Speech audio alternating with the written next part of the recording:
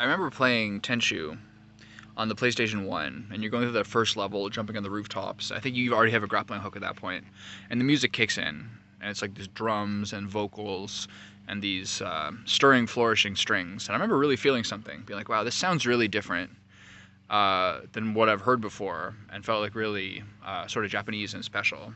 I remember also playing the Onimusha games as well, and still a similar take. It's still a similar era and a similar aesthetic in a lot of ways. And now that I'm going through this like series of FromSoft games and finishing Sekiro, I really didn't expect to get those shoutouts now and feel that same sort of enjoyment of that same era all this time later. It's really, in many ways, probably my favorite of the entire series, just in terms of like the power fantasy and the aesthetic so far. I've been surprised to learn how the side games in the Souls-like, the Bloodborne and Sekiro, were the ones where as soon as I was done, I was like, all right, queue it up, New Game Plus, let's go. A lot of the ways that the games have a steeper learning curve with different mechanics has made it so like I'm still it's still chugging around in my head even after I finish and I do the second round through. And I think it's for a number of reasons. I understand the ways that the Dark Souls games are so broadly popular and so many people take different takes on it and try different styles so often. Because there's just so many weapons and so much armor and all these things that there's a real surplus of. There's a huge amount of different ways to play it. Whereas I think the aesthetics of Bloodborne and Sekiro, the sort of Victorian England horror from hell H.P. Lovecraft style. I know Lovecraft is American, but there's a lot of Lovecraft in Bloodborne, and also like the feudal era of Sekiro, were things that really appeal to me as like a fantasy world to live in, almost more than anything to some degree. And also, I would characterize the combat in those two games as being more narrow but deeper than the Dark Souls games, where the Dark Souls games have a broad variety of things that you can use. So it's very wide, but to me it felt shallower in a lot of ways. Sekiro has way less, very different inputs. Like you're not putting points into stats. You're spending points on different skills that are either active or passive. And I actually really enjoyed it a lot. Like it's a lot more satisfying to put 3 points into like a new combat art to use or some sort of new passive rather than a point into dexterity or stamina. That makes a lot of sense. The only way to really upgrade your stats is either you get an attack power buff after each major boss, and then you collect these prayer beads, and every 4 prayer beads is an improvement to your defenses. So that can they do make a big difference. There's a bell you get early on that leads you into some place that's essentially an optional encounter. And if you go like when you first play the game and you go and you use that bell immediately, that's a hard place to go, especially when you're first learning the game. So going to the Hirata estate 3 years in the past, basically as soon as you got that bell when you hadn't played the game before, was like this crazy difficulty spike, where you just simply don't have the vitality and posture to necessarily deal with these bosses unless you're already quite good at the game. But sometimes those big difficulty spikes are the things that make the rest of the game more manageable.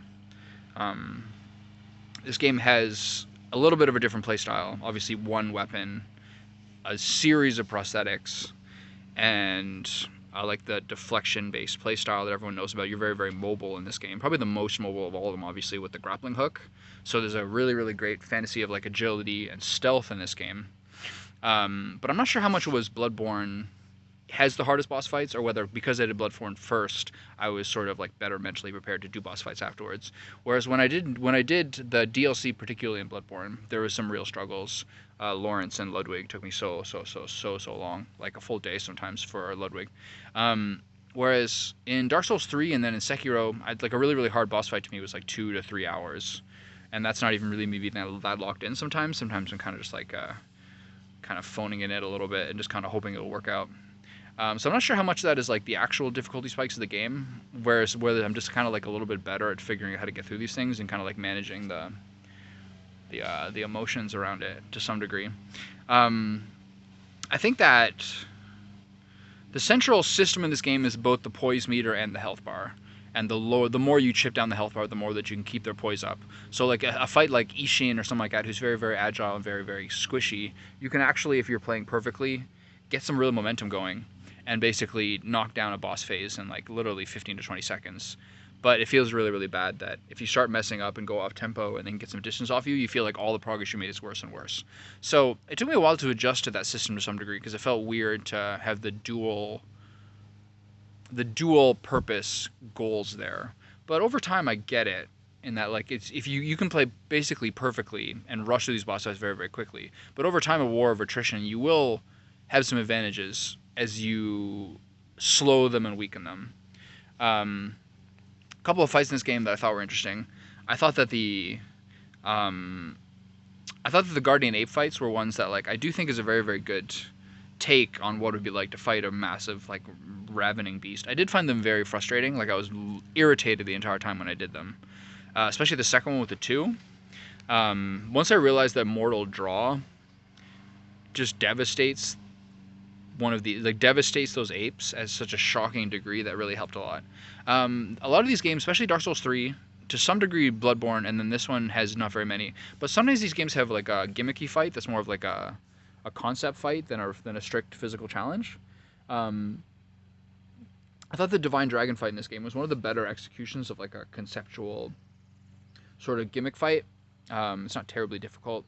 It could be like shockingly easy sometimes, but the feel of it and the look of it was quite good. I actually enjoyed that quite a bit. I like the parallel with Bloodborne that the final fights of the game are ones where someone is like as close to you in nature as possible. Obviously the backgrounds of both Gehrman and Ishin are very very similar, like in terms of what the scenery is like. But they also are similar fights to each other in that like you're finally fighting someone who has basically your same profile, which is more common in Sekiro than in Bloodborne. The Bloodborne has the hunter fights, but they don't really seem as major until you fight Gehrman. It wasn't until I went through several of the endings, I did 3 out of the 4, that I got to fight the second iteration of the owl fight. So the owl fight that you do in the second Harada Estate Dream, I thought like challenged Ishin for being like probably the best fight in the game. It may actually be, in my opinion, the most enjoyable fight in the game, just for like how excellently it depicts like that shinobi playstyle that Owl has. I think that was really, really, really incredible. Really, really, really incredible. Ishin is more of like a proper duel. It's a little bit difficult to kind of suss out his moveset sometimes when he's dragging a spear through waist-high flowers. But that second shinobi fight, incredible. Like absolutely, absolutely incredible. I do think that there's a couple things I found weird in the game is sometimes you get a combat art. Sometimes you get like a straight up unequivocal upgrade to a combat art, and they'll make it 2 different ones. So you have Shadow Rush and Shadowfall, or Ichimonji and double Ichimonji, and I don't understand why they have that sort of clutter that you would ever want one over the other. It makes no sense to me. Prosthetics as well. There is probably 3 upgrades to each prosthetic, and there's like 6 or 8 prosthetics or something like that. So you have this whole menu of like 24 different options that are like slight modifications on each other. In some circumstances you can see the advantages of it, but a lot of times I think that's just clutter. I don't think that's necessarily too well executed.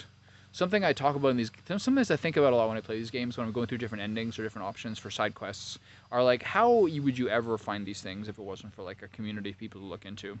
Like, I think people could play this game 5-10 times if they lived in a bubble, and someone would be like, oh, have you seen other endings? They're like, there's other endings?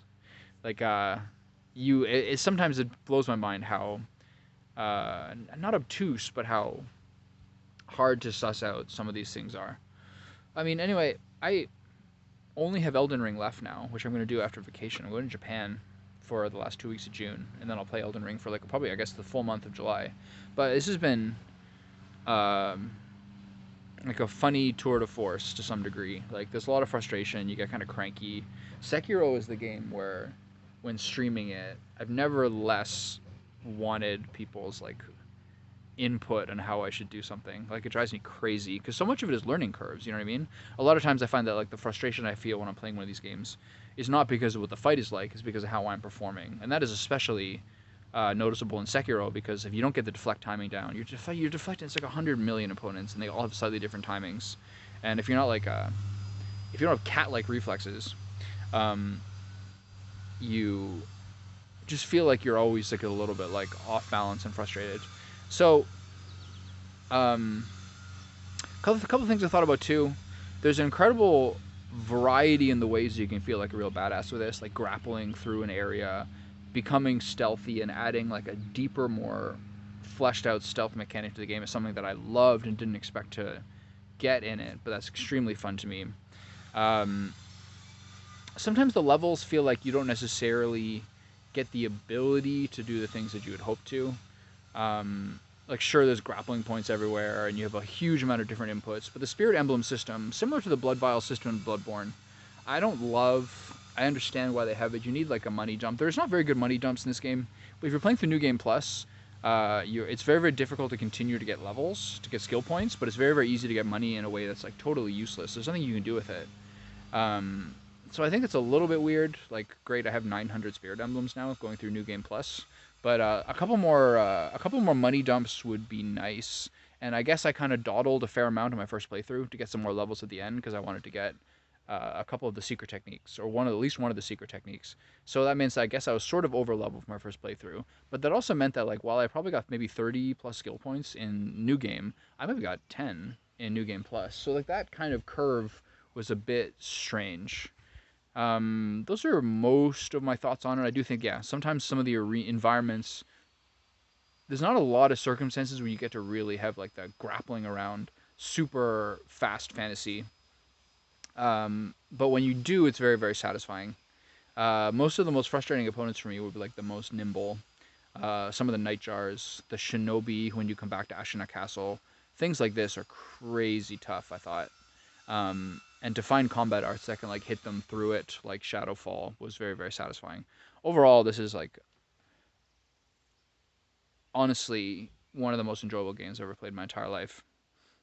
Honestly, like one of the most beautiful, satisfying, like deeply enjoyable games I've ever played. And I was kind of thinking about it. It might seem a little weird, but I was thinking about it as like this is like a perfect example of like a 8.5 or 9 out of 10 game.